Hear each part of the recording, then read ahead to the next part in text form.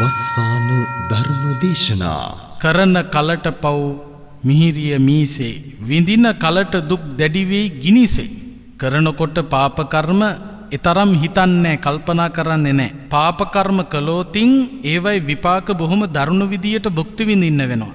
ඒ නිසා තමයි බුදුරජාණන් වහන්සේ අපට දේශනා කළේ කර්මය සහ කර්ම ඵලය පිළිබඳව විශ්වාස කරමින් කාලය ගත කරන්න. නිතර මෙනෙහි කරන්න අබින්නම් පච්චවෙක්කිතබ්බං නිතර නිතර සිහිපත් කරන්න කියලා අනුදැන වදාලා මොනවද? කම්මස්ස කෝම්හි කම්ම දායාදෝ කම්ම යෝනි කම්ම බන්දු කම්ම පටිසරණෝ යං කම්මං කරිස්සාමි කල්යාණං වා පාපකං වා තස්ස දායාදෝ භවිස්සාමි.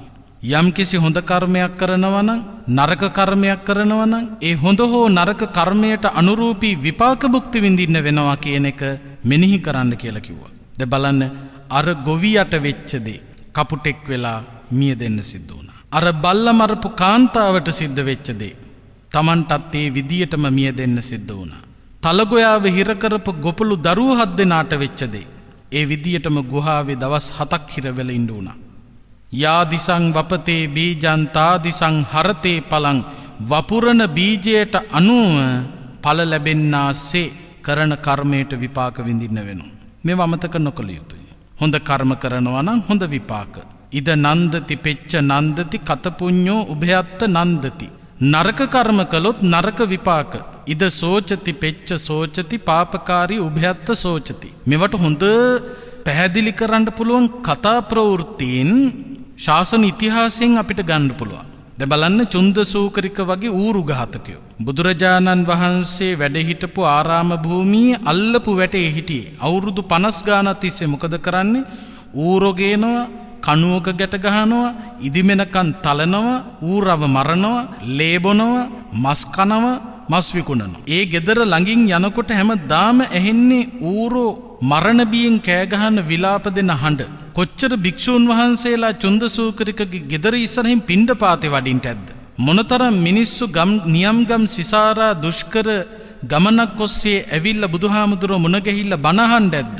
අල්ලපු වැටේ හිටපු චුන්දසූකරිකට බුදුහාමුදුරුවන්ගෙන් බණපදයක් අහන්න හම්බුන්නේ නැහැ. භික්ෂූන් වහන්සේලාට දාන ටිකක් පිණ්ඩපාත ටිකක් පූජා කරන්න පුළුවන් වුණේ නැහැ. දිනපතා නවතම ධර්ම දේශනා ශ්‍රවණය කිරීමට වස්සාන ධර්ම දේශනා අපගේ YouTube නාලිකාව දැන්ම subscribe කරන්න. බෙල් අයිකනය ක්ලික් කරන්න. වස්සාන ධර්ම දේශනා YouTube නාලිකාව ඔස්සේ ඔබ මේ ශ්‍රවණය කිරීමට සූදානම් වන්නේ මාදම්පේ නවනගරයේ එගොඩවත්තේ පදිංචි දැනට ඉතාලියේ නාපෝලි නගරයේ සිටින ඉලංග මුදලිගේ ජසින්තා මහත්මියගේ පින්බර දායකත්වයෙන් යුතු සිදු කරනු ලබන ධර්ම දානමය පින්කමයි. මෙම පින්කමේ ප්‍රධාන අරමුණ වන්නේ ජසින්තා මහත්මිය මෙලොවට බිහි කළ ආදරණීය දෙමාපියන් දෙපළටත් හදා වඩා පෝෂණය කර උගන්වා සමාජයේ යහපත් අයෙකු ලෙස ජීවත් වීමට කියා දුන් ඒ ආදරණීය දෙමාපිය දෙපළටත් පින් අනුමෝදන් කරමින් වස්සාන ධර්ම දේශනා YouTube නාලිකාව ඔස්සේ ධර්ම දානමය පින්කමක් සිදු කිරීමයි. අද දේශකයන්න් වහන්සේ මහරගම ශ්‍රී වජිරඥාන ධර්මායතනයේ ආචාර්ය අතිපූජනීය ගල්කිස්සේ සෝමානන්ද ස්වාමීන් වහන්සේ. අවසරයි අපේ හාමුදුරුවනේ. සමන්ත චක්ඛවාලේසු අත්‍රා ගච්ඡන්තු දේවතා සද්ධම්මං මුනි රාජස්ස සුනන්තු සග්ග මොක්ඛදං ධම්ම ශ්‍රවණ කාලෝ අයං භදන්තා ධම්ම ශ්‍රවණ කාලෝ අයං භදන්තා ධම්ම ශ්‍රවණ කාලෝ අයං භදන්තා නමෝ තස්ස භගවතෝ අරහතෝ සම්මා සම්බුද්දස්ස නමෝ තස්ස භගවතෝ අරහතෝ සම්මා සම්බුද්දස්ස නමෝ තස්ස භගවතෝ අරහතෝ සම්මා සම්බුද්දස්ස න අන්තලික් දිග්ඝේන සමුද්ද මජ්ජේ න පබ්බතානං විවරං පවිස්ස න විජ්ජති සෝ ජගතිප්පදීසෝ යත්ථට්ඨිතෝ මුංචේය පාපකම්මාති. ශ්‍රද්ධාවන්ත කාරුණික පින්වතුනි, සුපුරුදු පරිදි වස්සාන ධර්ම දේශනා YouTube නාලිකාව ඔස්සේ ඔබ වෙත ගෙන එන සදැහැති දායකත්ව ධර්ම දේශනාවයි ශ්‍රවණය කරන්නට කවුරුත් බලාපොරොත්තු වෙන්නේ. අද මේ උතුම් ධර්මානුශාසනාවේ සදැහැති දායකත්වය අරගෙන කටයුතු කරන්නේ මාදම්පේ නවනගරයේ එගොඩවත්තේ පදිංචි දැනට ඉතාලියේ නාපෝලි නගරයේහි සිටින ඉලංග මුදලිගේ ජසින්තා මහත්මිය ඇතුළු පවුලේ පින්වත් කොයි කවුරුත් ඒකරාශී වෙලා ලෝතුරා බුදුරජාණන් වහන්සේ දේශනා කළ උතුම් ධර්මය ශ්‍රවණය කිරීම ඔබට අපට දෙලොවම සුවපත් කර ගැනීම පිණිස හේතු වන කාරණයක්. අද ධර්මානුශාසනාව ඔස්සේ පැහැදිලි කරලා දෙන්න බලාපොරොත්තු වෙන්නේ ධම්මපදයේ පාප වග්ගයට අයිති අපි හැම කෙනෙක්ම නිතර මෙනෙහි කළ යුතු වටිනා ධර්මකාරණා අන්තර්ගත ගාථා දේශනාවක්. මේ ගාථාව බුදුරජාණන් වහන්සේ දේශනා කරන්නට හේතු වෙච්ච ප්‍රධාන නිධාන කතාවක් තියෙනවා. ඒ කාල සීමාවේදී බුදුරජාණන් වහන්සේ වැඩ සිටියේ සවැත් නුවර ජේතවනාරාමේ. බුදුරජාණන් වහන්සේ සවැත් නුවර ජේතවනාරාමේ වැඩ ඉන්නකොට බුදුරජාණන් වහන්සේ බැහැ දැකලා ධර්මයේ සාකච්ඡා කරන්න විවිධ ප්‍රදේශවල භික්ෂූන් වහන්සේලා වැඩම කරනවා. එහෙම වැඩම කළ භික්ෂූන් වහන්සේලා පිරිසක් තමන්ට දකින්න ලැබුණු අහන්න ලැබුණු කරුණු කිහිපයක් පිළිබඳව බුදුරජාණන් වහන්සේ විමසනකොට බුදුරජාණන් වහන්සේ පැහැදිලි කරපු වටිනා ගාථා දේශනාවක් තමයි සජ්ජායනා කළේ. බුදුරජාණන් වහන්සේ සවැත් නුවර ජේතවනාරාමේ වැඩ ඉන්නකොට භික්ෂූන් වහන්සේලා පිරිස් තුනක් කණ්ඩායම් තුනක් විවිධ ප්‍රදේශවල ඉඳලා බුදුහාමුදුරුවෝ මුණ ගැහෙන්න වැඩම කළා. එක් භික්ෂු කණ්ඩායමක් ජේතවනාරාමේ බලා එන අතර මගදී උදෑසන එක්තරා ගමක පිණ්ඩපාතේ වැඩම කරලා පිඬු සිඟා හැසිරිලා ඒ ගමේ මිනිස්සු ඒ භික්ෂූන් වහන්සේලා දැකලා පැහැදිලා අසුන් පනවලා දානය පිළිගන්නනකොට ඒ වගේම මේ දානය වළඳලා අවසානයේ ඒ රැස්වෙච්ච උපාසක උපාසිකාවන්ට මේ භික්ෂූන් වහන්සේලා ධර්මයේ දේශනා කරන අවස්ථාවේදී භික්ෂූන් වහන්සේලා වැඩ හිටපු තැනට නුදුරින් ළඟින් තිබිච්ච එක්තරා ගෙදරක කාන්තාවක් බත් උයලා මාළු ව්‍යංජන සකස් කරලා එක්තරා ව්‍යංජනයක් ටෙම්පරාදු කරගෙන ඉන්නකොට මේ ඇතිලිය යට ගිනි ඇවිලිලා ඒකේ නැගිච්ච ගින්න පියස්ස දක්වාම ඇවිලිලා ගිහිල්ලා හුළඟටත් හවුවෙලා ගින්න මහා පරිමාණයෙන් පැතිරිලා යනකොට හුළඟට හවුවෙච්ච එක්තරා ගිනිගත්තු තනහුලක් අහසේ නැගිලා යනකොට හුළඟට හවුවෙලා ගහගෙන යනකොට අහසේ නිදහසේ පියාඹාගෙන ගියපු කපුටෙකුගේ ඇඟේ වැටිලා කපුටගේ පිහාටු ඇවිලෙන්න පටන්ගෙන දැවිලා අලු වෙලා බිමට වැටෙනවා දැක්කා. ඒ වැඩ හිටපු භික්ෂූන් වහන්සේලා මේ සිද්ධිය දැකලා කල්පනා කරනවා බලන්න මේ අහසේ පියාසර කරපු කපුටට වෙච්ච විපත. ගිනි ගත්තේ ගෙදරක.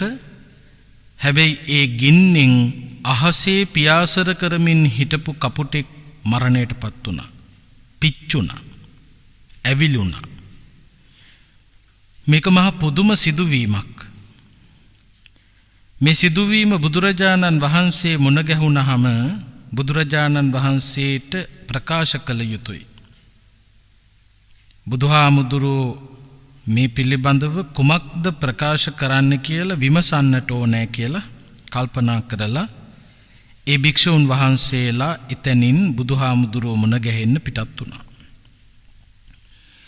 ඒ වගේම දෙවෙනි භික්ෂු කණ්ඩායම බුදුරජාණන් වහන්සේ මුණ ගැහෙන්න එන ගමනේදී මහ මුහුදේ නැවකින් එන්න සිද්ධ වුණා. උන්වහන්සේලා නැවෙන් එනකොට මුහුදු මැදදී ගැඹුරු මුහුදේදී මේ නැවතුණා. කොච්චර උත්සාහ කළත් එතනින් එහාට නැව ගෙන යන්න බෑ. නාවිකයෝ කලබල වුණා. හොයලා බැලුවා. කිසිම හේතුවකුත් දකින්න හම්බුන්නේ නැහැ. ඒ අතර හිටපු එක්කෙනෙක් කල්පනා කරලා ප්‍රකාශ කළා මේ නැව මෙතනින් එහාට යන්නේ නැත්තේ අපි අතරේ කාලකන්ණියෙක් ඉන්නවා. අන්න ඒ කෙනා නිසා තමයි මේ නැව මෙතනින් එහාට යන්න බැරි. පෞකාරියක් ඉන්නවා නැත්තම් පෞකාරියෙක් ඉන්නවා. ඒ පෞකාරයා නිසා තමයි අපට මෙතනින් එහාට යන්න බැරි. ඒ නිසා අපි ඒ පෞකාරයව හොයාගෙන එයාව ඉවත් කළොත් අපට යන්න පුළුවන්කම ලැබෙයි කියලා කල්පනා කළා. එහෙම කල්පනා කරලා මොකද කළේ? මේ නාවිකයෝ ඔක්කොම එකට එකතු වෙලා සීට්ටු දැම්මා. ඒක සීට්ටුවක තියෙනවා කාලකන්ණිය කියලා ලියලා. ඉතින් මේ සීට්ටුව එක එක්කෙනාගේ අතට දුන්නා.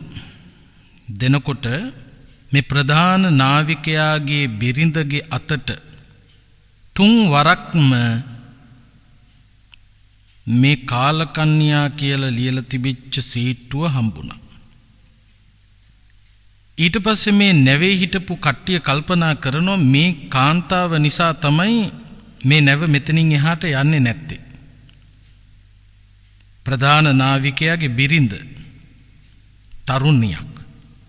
බොහොම ලස්සන දකින්න කෙනෙක්ගේ හිත ඇද බැඳ ගන්න කාන්තාවක්.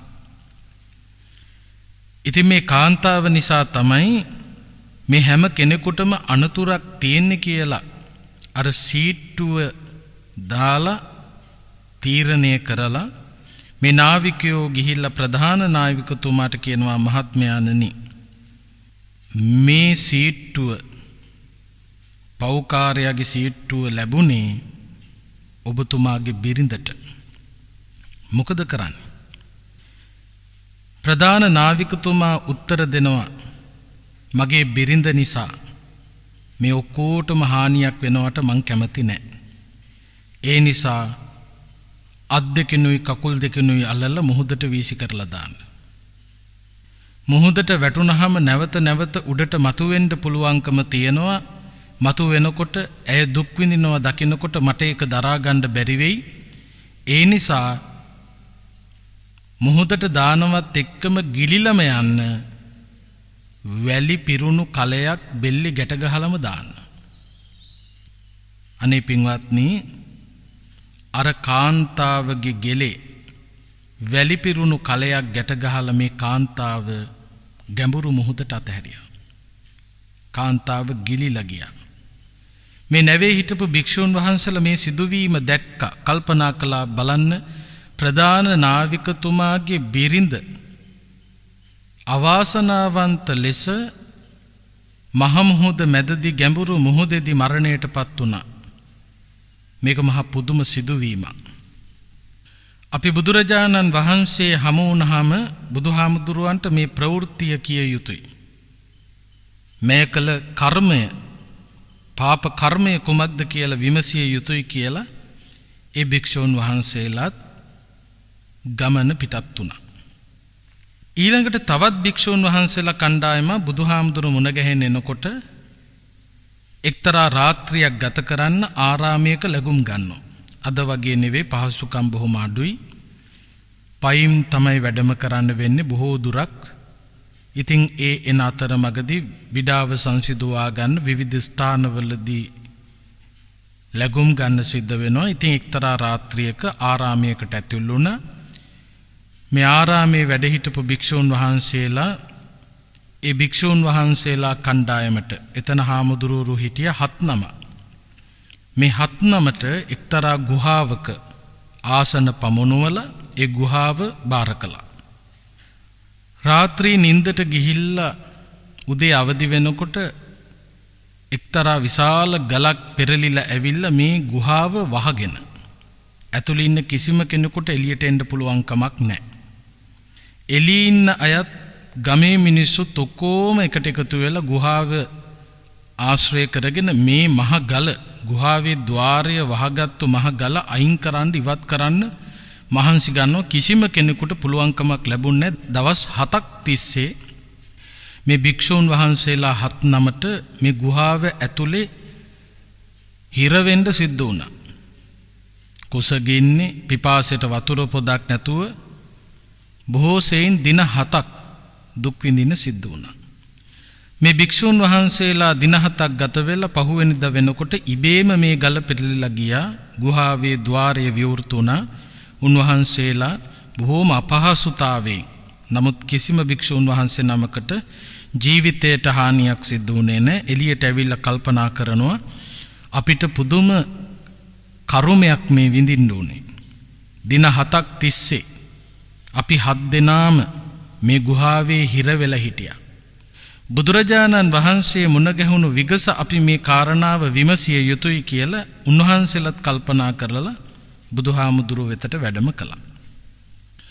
මේ භික්ෂූන් වහන්සේලා කණ්ඩායම් 3ම එකට එක්තරා තැනකදී හමු වෙලා ඔක්කොම ස්වාමින් වහන්සේලා බුදුරජාණන් වහන්සේ මුණ ගැහෙන්න සවැත් නුවර ජේතවනාරාමයට වැඩම කළා. වැඩම කරලා බුදුරජාණන් වහන්සේට වන්දනා කරලා මේ භික්ෂූන් වහන්සේලා කණ්ඩායම් 3ට අත්දකින්න වෙච්ච අත්විඳින්න වෙච්ච සිදුවීම් පිළිබඳව බුදුහාමුදුරුවන්ට ප්‍රකාශ කළා. අනේ බුදුහාමුදුරුවනේ, අපි මේ එන අතරේ එක්තරා ස්ථානයක දානේ වළඳලා බණ කිය ඉන්නකොට ළඟ තිබිච්ච ගෙදරක ගින්නක් ඇවිලිලා අහසේ පියාසර කරමින් හිටපු කපුටෙක් ගිනි අරගෙන කපුට මරණයටපත් වුණා. ගින්න හටගත් එක තැනක ඒ වුණාට මැරුණේ තව කෙනෙක් තව තැනක. කිසිම හානියක් නැතුව අහසේ පියාසර කරගෙන ගියපු කපුටෙකුට මේ කරදරයට මුහුණ පාන්න සිද්ධ වුණා. ඒකට හේතුව මොකක්ද? අනිත් භික්ෂූන් වහන්සේලා කණ්ඩායම ප්‍රකාශ කරනවා බුදුරජාණන් වහන්සේ අපටත් ওই වගේ සිද්ධියක් සිද්ධ වුණා. මේ එන අතර මගදී නැවේ එනකොට ගැඹුර මුහුදෙදී නැව නැවතුණා. එතනදී වර්ධිකාරියා හැටියට පෞකාරියා හැටියට තෝරා ගනු ලැබුවේ ප්‍රධාන නාවිකතුමාගේ බිරිඳ. ඉතින් ඔක්කොම එකට එකතු වෙලා මේ බිරිඳව බෙල්ලේ වැලි කලයක් එල්ලලා ගැඹුරු දියට අතහැරියා. ඒ කාන්තාව මිය ගියා. ඒකට හේතුව මොකක්ද? අනිත් භික්ෂූන් වහන්සේලා බුදුරජාණන් වහන්සේට ප්‍රකාශ කරනවා බුදුහාමුදුරුවනේ, අපි 7 මෙහි වැඩම කරනකොට එක්තරා ආරාමයක ලැබුම් ගත්තා රාත්‍රියක් ගෙවන්න. ගුහාවක ආසන 7ක් සකස් කරලා අපට නවාතැන් දුන්නා. ඒ වෙලාවේදී අපි ඒ රාත්‍රිය ගත කරනකොට රෑ එළි වෙලා බලනකොට මේ ගුහාව තවත් ගලක් ඇවිල්ලා ගුහාවේ දොරටුව වැහිලා අපට දවස් 7ක් එළියට එන්න බැරුව අපි දුක් විඳා. මේවට හේතු මොනවද කියලා බුදුරජාණන් වහන්සේගේ මේ භික්ෂූන් වහන්සේලා විමසනවා. අන්න ඒ වෙලාවේදී බුදුරජාණන් වහන්සේ මේ භික්ෂූන් වහන්සේලාට මේ සිදුවීම් මූලික කරගෙන අතීතයේ කරපු කර්ම පිළිබඳව වටිනා විග්‍රහයක් සිද්ධ කරනවා. බුදුහාමුදුරුවෝ පැහැදිලි කරනවා මහණෙනි පෙර කාලයක බරණැස් නුවර එක්තරා ගොවියෙක් හිටියා. මේ ගොවියා තමාගේ වැඩ කටයුතු වලට ගොනෙක් හදාගත්තා. ටික කාලයක් යනකොට මේ ගොනා අක්‍රියයි. වැඩ කරන්නේ නැහැ. ටික දුරක් ගිහිල්ලා බිම වැතිරෙනවා. කොච්චර ගහලා නැගිටවන්න හැදුවත් නැගිටලා ටිකක් දුර ගිහිල්ලා ආයෙසරයක් බිම ලගිනවා. මේ ගොවියට තමන් කැමති වන විදියට ඒ ගුණාව හසුරව ගන්න බැරි වෙච්ච තැන මේ ගොවියා මොකද කරන්නේ? කේන්තියක් ඇති කරගෙන ද්වේෂය ඇති කරගෙන දවසක් මේ ගුණා මට ඇති වැඩක් නැහැ. මං කියන විදියට මේ ගුණා හැසිරෙන්නේ නැහැ. ඒ නිසා මේ ගුණාව පිදුරු වලින් ඔතලා පිදුරු මිටියක් වගේ හදලා ගිනි තිබ්බා. මේ ගුණා මුළු මුනින්ම පිච්චිලා අළු වෙලා ගියා. පන පිටින් මරණයටපත් වුණා. අන්න ඒ කරපු කර්මේ විපාක තමයි කපුටෙක් වෙලා ඒ ගොවියට විඳින්න සුදු වුනේ. එක්තරා භවයක තමන්ගේ වැඩට ගත්ත ගුණාව පන පිටින් ගිනි තිබ්බ නිසා ඒකේ විපාකය හැටියට කපුටෙක් වෙලා උත්පත්තිය ලැබලා මේ අහසේ පියාසර කරමින් යනකොට කොහේවත් හටගත්ත ගින්නකට හවු වෙලා මේ කපුට පිච්චිලා මැරුණා. කර්මයේ විපාක. ඊළඟට පැහැදිලි කරනවා එක්තරා කාල සීමාවක මේ බරණැස් නුවර ගෘහපතියෙක් හිටියා. එයාගේ බිරිඳ හරිම ලස්සනයි. මේ බිරිඳ මේ ස්වාමි පුරුෂයාගේ හිත සනසමින් ඒ ගෙදර කටයුතු කරමින් හිටියා. මේ ගෙදරම හිටියා එක්තරා බල්ලෙක්. ඌ දිනපතාම ඒ ගෙදර තමයි ඉන්නේ. මේ බල්ලා ගෙදර ඉන්න මේ කාන්තාවත් එක්ක බොහෝම හිතවත්. ඒ කාන්තාව කොහේ හරි යනවා නම් බල්ලත් පස්සෙන් යනවා. කුඹුරට අරගෙන යනකොටත් පස්සෙන් එනවා. ඊළඟට දරපලාගෙන එන්න කැලේට යනකොටත් මේ බල්ලා මේ කාන්තාවත් එක්ක යනවා. හැම වෙලාවෙම මේ කාන්තාව යන්නේ කොහෙද? යන තැන බල්ලත් යනවා. ඒ නිසා ගමේ මිනිස්සු තරුණයෝ මේ කාන්තාවට විවිධ විදියට විහිළු කරන්නත් පටන් ගත්තා. විහිළු කරන්න පටන් ගත්තා. ඒකට ලැජ්ජාවටපත් වෙලා මේ කාන්තාව කල්පනා කරනවා මේ කොහෙවත් යන බල්ලෙක් නිසා මට පුදුම විදියට ලැජ්ජාවටපත් වෙන්න වෙලා තියෙනවා. ඉතින් මේ බල්ලා පස්සෙන් එනකොට මොකද කරන්නේ? ගල් වලින් ගහලා මේ කාන්තාව මේ බල්ලා වෙලවනවා. ඒකට බය ටික දුරක් යනකම් නැවතින්දලා ආයෙසරයක් දුවගෙන එනවා මේ කාන්තාව පස්සෙන්. මේ බල්ල වෙන කවුරුත් නෙවෙයි. එක්තරා භවයක මේ කාන්තාවගේ ස්වාමි පුරුෂයා. ඒ හටගත්ත ස්නේහය බල්ලෙක් වෙලා ඉපදුනත් තිබුණා. ඉතින් පස්සෙන් එනවා. ඉතින් මේ කාන්තාවට ගමේ මිනිස්සුන්ගෙන් අහන්න ලැබිච්ච කතා නිසා බල්ලෙක් එක්ක යන කාන්තාව කියලා මිනිස්සු විහිළු කරන නිසා මේ කාන්තාව කල්පනා කළා මේ බල්ලා ඉන්න තාක්කල් මට ලොකු කරදරයක් තියෙනවා. ඒ නිසා මේ බල්ලව මරලා දාන්න ඕන. මොකද කළේ?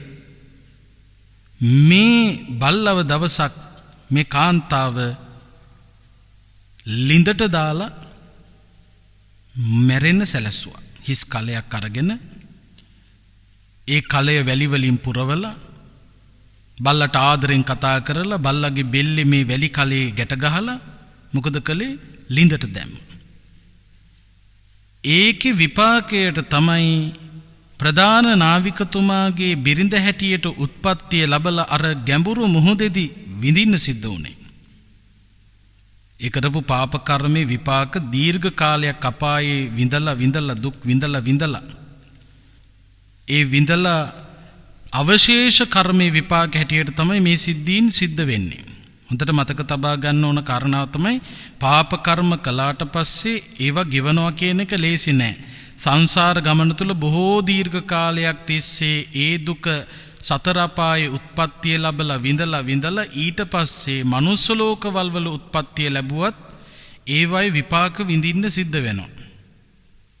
ඉතින් මේ කාන්තාව නැවේ හිටපු කාන්තාවටත් මැරෙන්න සිද්ධ වුණේ එක්තරා භවයක අර බල්ලට කරපු කර්මයේ විපාක හැටියට.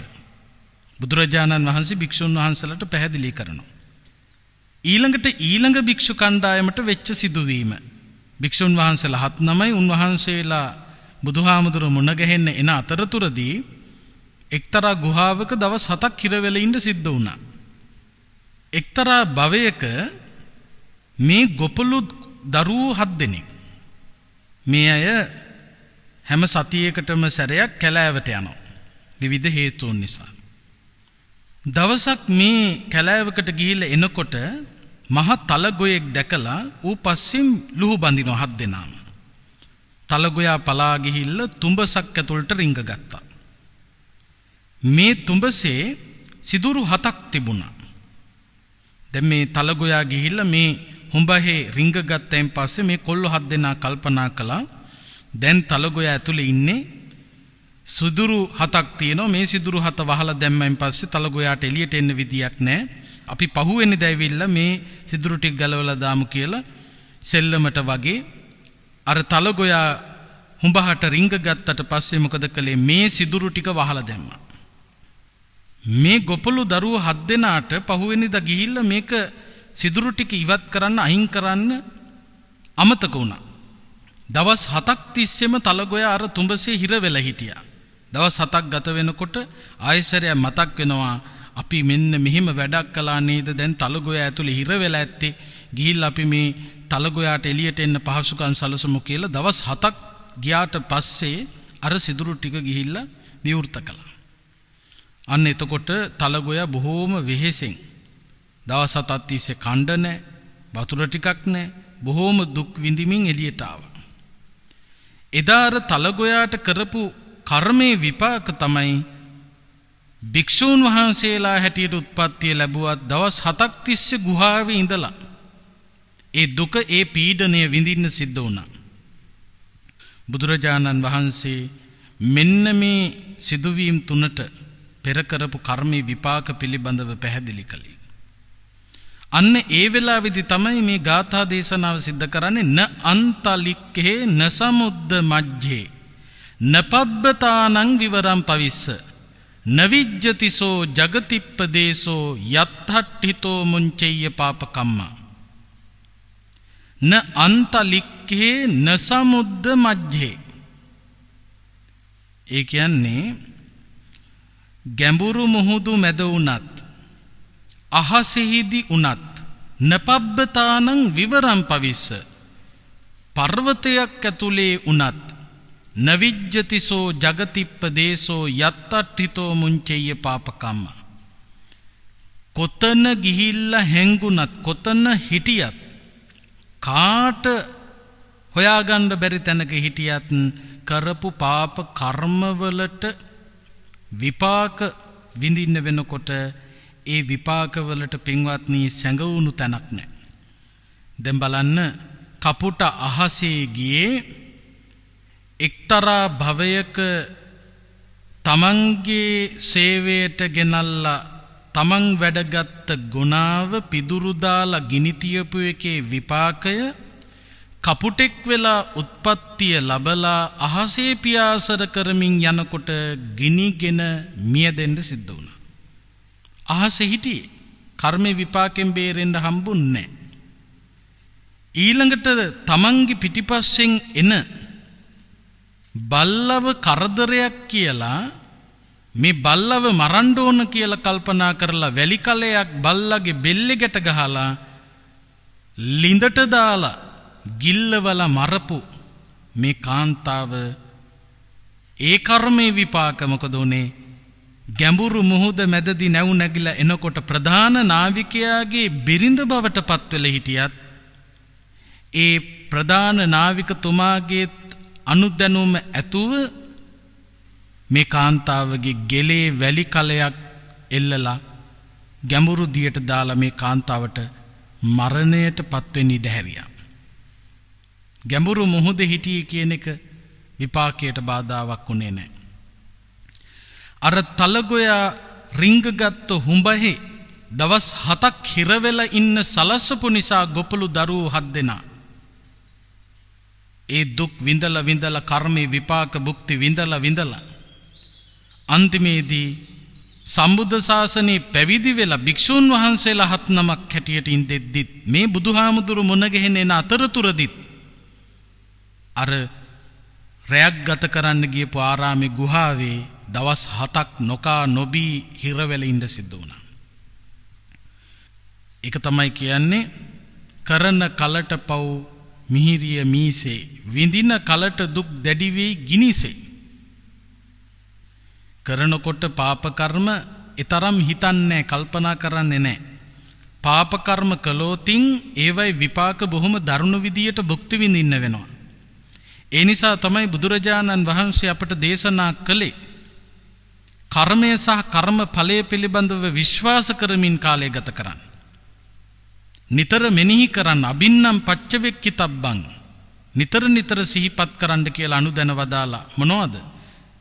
කම්මස්ස කෝම්හි කම්ම දායාදෝ කම්ම යෝනි කම්ම බන්දු කම්ම පටිසරණෝ යං කම්මං කරිස්සාමි කල්යාණං වා පාපකං වා තස්ස දායාදෝ භවිස්සාමි. යම් කිසි හොඳ කර්මයක් කරනවා නම් නරක කර්මයක් කරනවා නම් ඒ හොඳ හෝ නරක කර්මයට අනුරූපී විපාක භුක්ති විඳින්න වෙනවා කියන එක මෙනෙහි කරන්න කියලා කිව්වා. දැන් බලන්න අර ගොවියට වෙච්ච දේ කපුටෙක් වෙලා මිය දෙන්න සිද්ධ වුණා. අර බල්ල මරපු කාන්තාවට සිද්ධ වෙච්ච දේ Tamanටත් ඒ විදියටම මිය දෙන්න සිද්ධ වුණා. තලගොයාව හිර කරපු ගොපළු දරුවෝ 7 දෙනාට වෙච්ච දේ ඒ විදියටම ගුහාවේ දවස් 7ක් හිර වෙලා ඉඳ උනා. යා දිසං වපතේ බීජං තා දිසං හරතේ පලං වපුරන බීජයට අනුව ඵල ලැබෙන්නාසේ කරන කර්මයට විපාක විඳින්න වෙනවා. මේව අමතක නොකළ යුතුයි. හොඳ කර්ම කරනවා නම් හොඳ විපාක.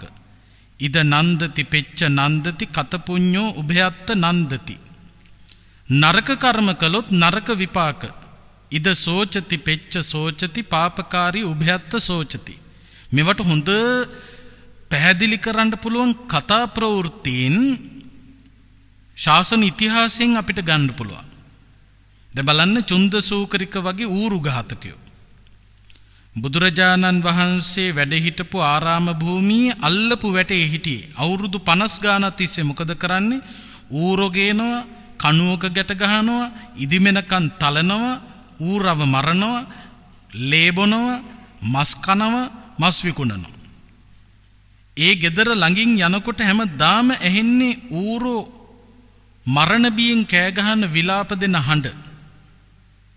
කොච්චර භික්ෂූන් වහන්සේලා චුන්දසූකරිකගේ ගෙදර ඉස්සරහින් පිණ්ඩපාතේ වඩින්ට ඇද්ද? මොනතරම් මිනිස්සු නියම් ගම් සිසාරා දුෂ්කර ගමනක් ඔස්සේ ඇවිල්ලා බුදුහාමුදුරුවෝ මුණ ගැහිලා බණ අහන්න ඇද්ද? අල්ලපු වැටේ හිටපු චුන්දසූකරිකට බුදුහාමුදුරුවන්ගෙන් බණපදයක් අහන්න හම්බුන්නේ නැහැ.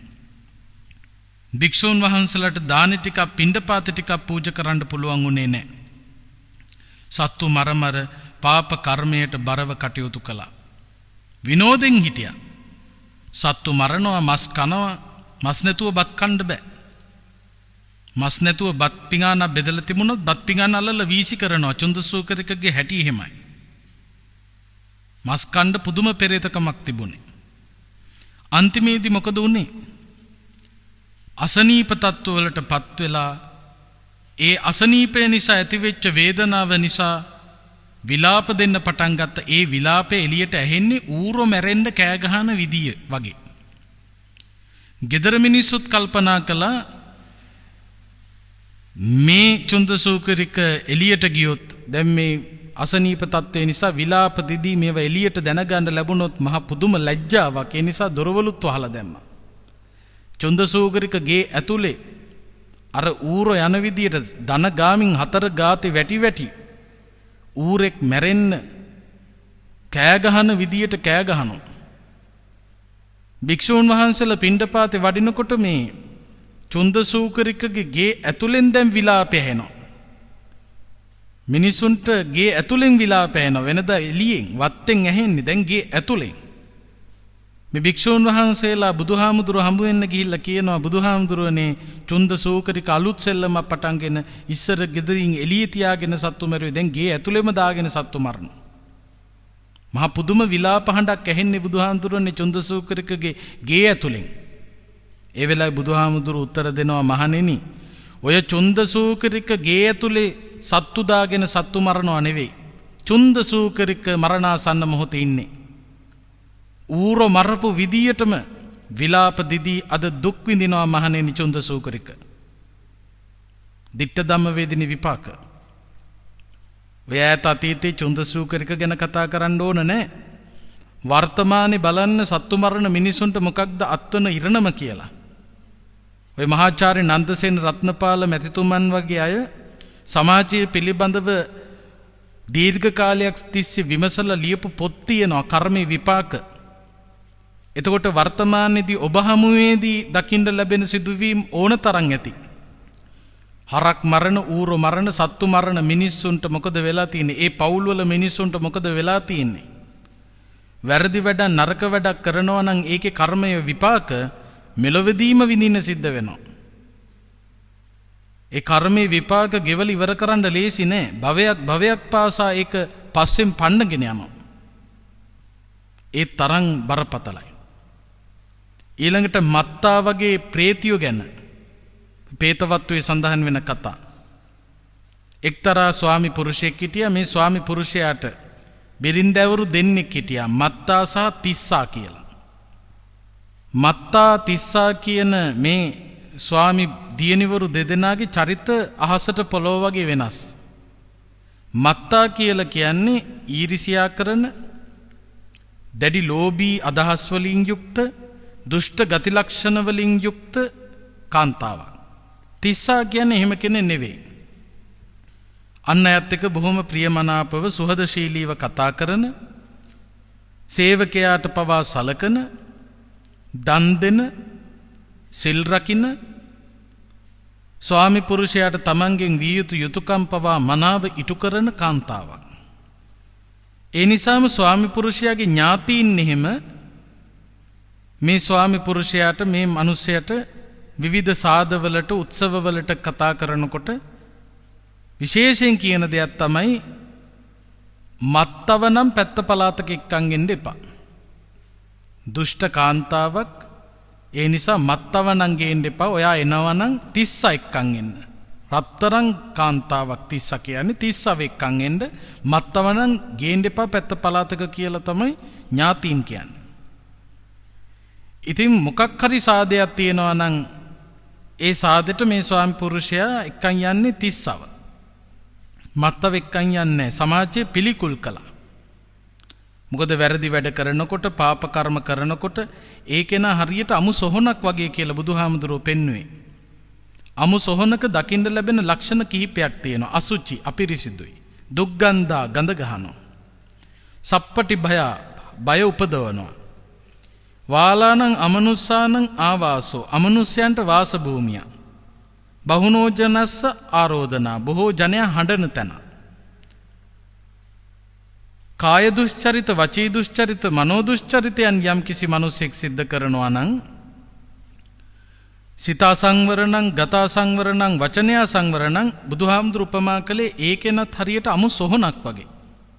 ඔය පාප කර්ම, වැරදි වැඩ, පංච දුෂ්චරිත කරගෙන යන මිනිස්සු ඉන්නවා නම් ඒ අය හරියට අමු සොහන් වගේ. අසුචි, අපිරිසිදුයි. එයාගේ හිතත් අපිරිසිදුයි, කායික හැසිරීමත් අපිරිසිදුයි, එයාගේ පිට වෙන වචනත් අපිරිසිදුයි. අසුචි, දුක්ගන්ධා, ගඳ ගහනවා. අපිරිසිදු සිතින් අපිරිසිදු ක්‍රියාවෙන් අපිරිසිදු වචනයෙන් මුළු සමාජයම ගඳගස්සනවා. මුළු සමාජයම ඒක නම්ව පිළිකුල් කරනවා. සප්පටි බය උපදවනවා. කාටද? සත්පුරුෂයන්ට. යහපත් ගුණ තියෙන වටිනා මිනිස්සු ඒ කෙනාව ආශ්‍රය කරන්න බය වෙනවා. සිල්වත් කෙනා දුස්සීල කෙනාව ආශ්‍රය කරන්න බය වෙනවා. ඇයි? ඒ දුස්සීල ගති Tamanට එන්න පුළුවන්. ශ්‍රද්ධාව තියෙන කෙනා ශ්‍රද්ධාවක් නැති කෙනාව ආශ්‍රය කරන්න බය වෙනවා.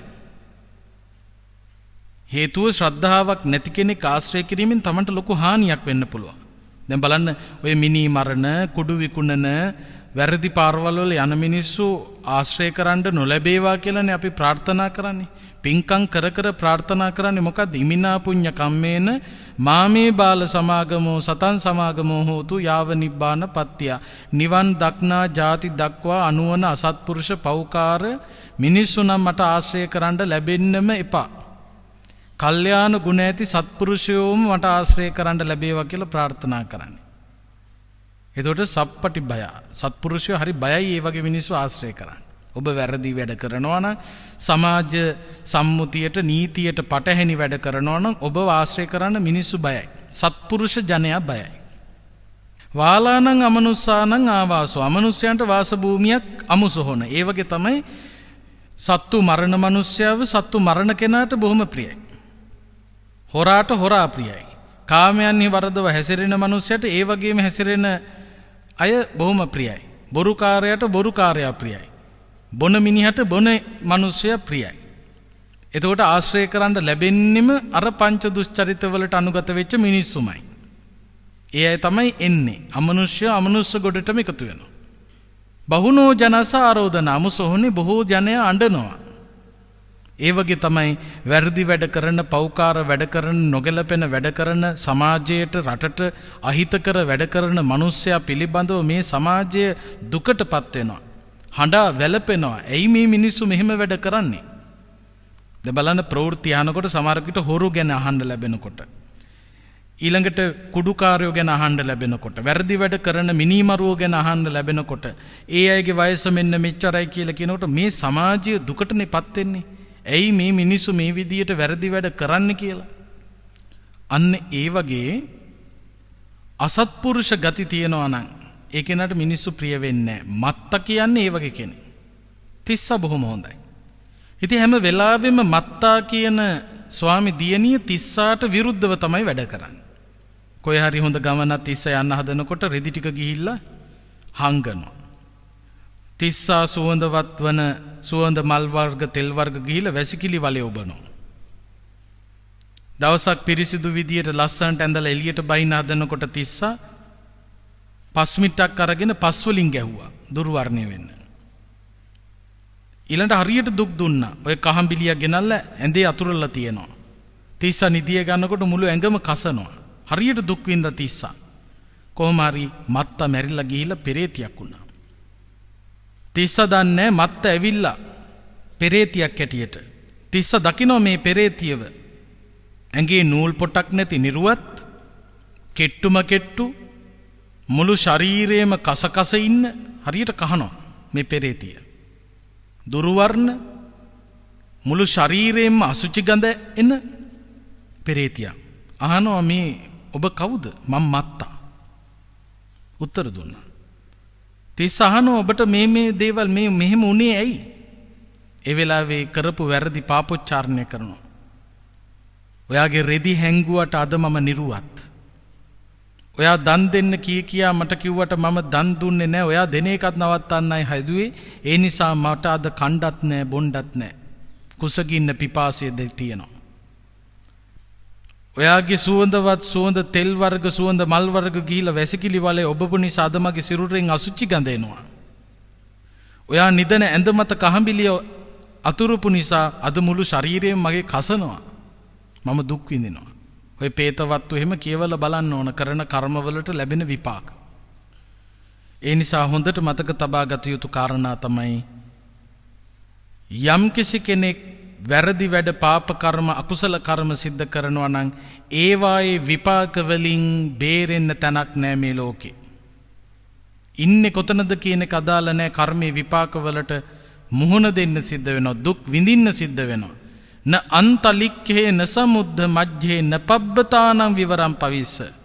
අහසේ ඉන්නේ කියලා කිසිම බාධාවක් නැහැ. කපුටට වෙච්ච දේ. මහමුහුද මැද ඉන්නේ කියලා කිසිම බාධාවක් නැහැ. කාන්තාවට වෙච්ච දේ නැවේදි. ගුහාවක් ඇතුළේ ඉන්නේ කියන එක කිසිම බාධාවක් නැහැ. හාමුදුරුවෝ හත්නමට වෙච්ච දේ. ඒ නිසා පවට බිය ඇති කරගත්ත කෙනෙක් බවට පත් වෙන්න ඕන.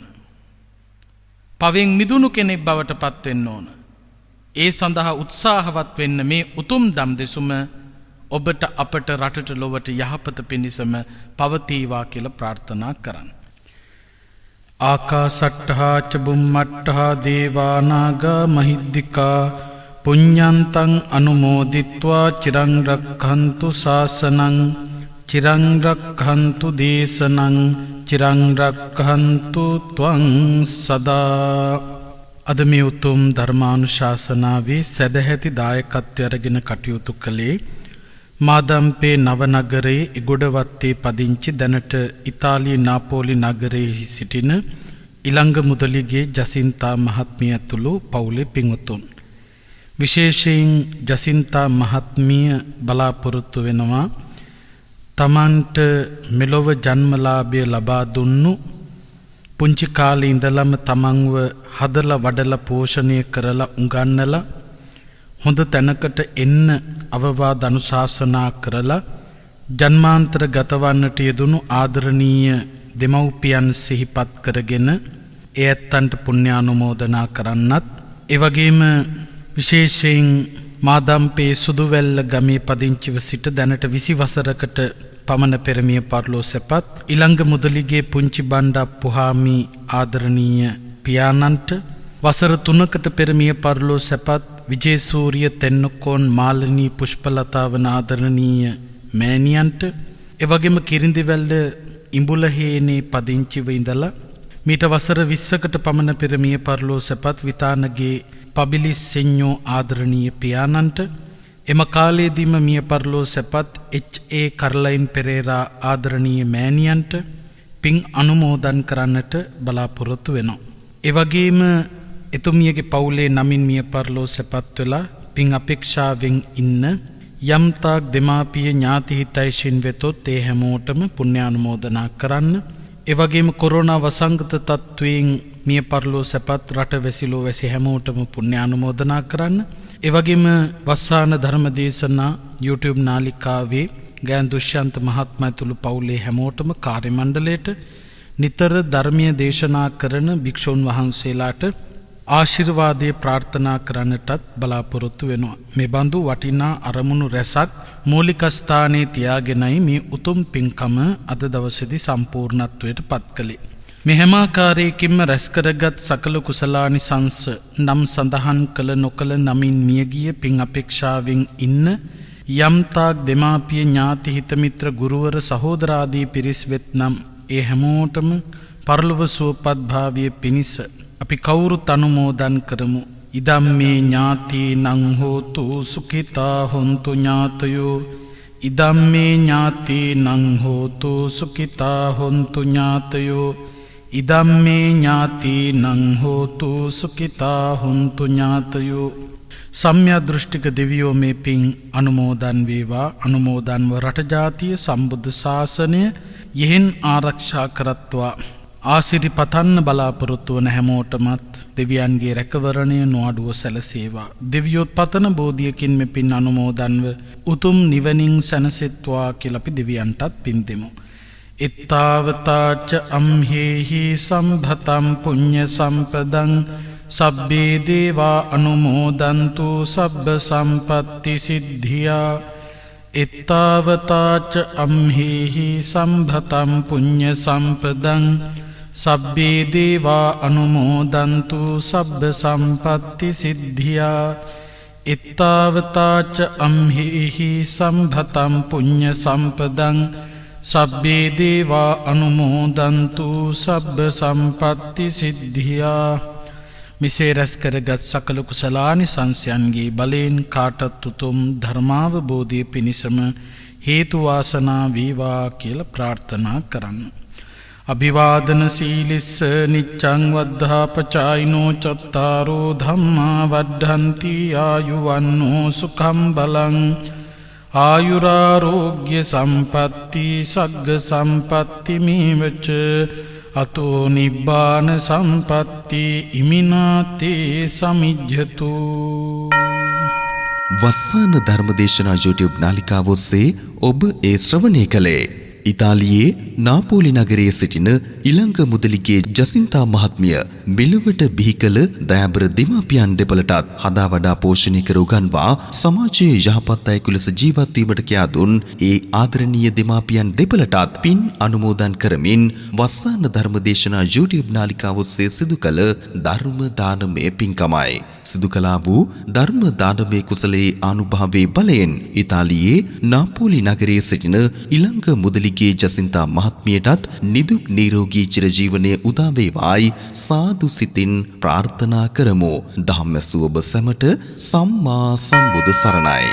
වස්සාන ධර්මදේශනා YouTube නාලිකාව ඔස්සේ දායකත්ව ධර්මදේශනාවක් ප්‍රචාරය කර ගැනීමට අවශ්‍ය නම් දැන්ම කතා කරන්න 071 57 57 13 දුරකථන අංකයට 071 57 57 13 දුරකථන අංකයට WhatsApp Viber ඉමු මගින් දැන්ම කතා කර ඔබේ දායකත්ව ධර්මදේශනාව දැන්ම වෙන් කරවා ගන්න. ධම්මසුව ඔබ සැමට සම්මා සම්බුදු සරණයි. දිනපතා නවතම ධර්මදේශනා ශ්‍රවණය කිරීමට වස්සාන ධර්මදේශනා අපගේ YouTube නාලිකාව දැන්ම subscribe කරන්න. බෙල් අයිකනය ක්ලික් කරන්න.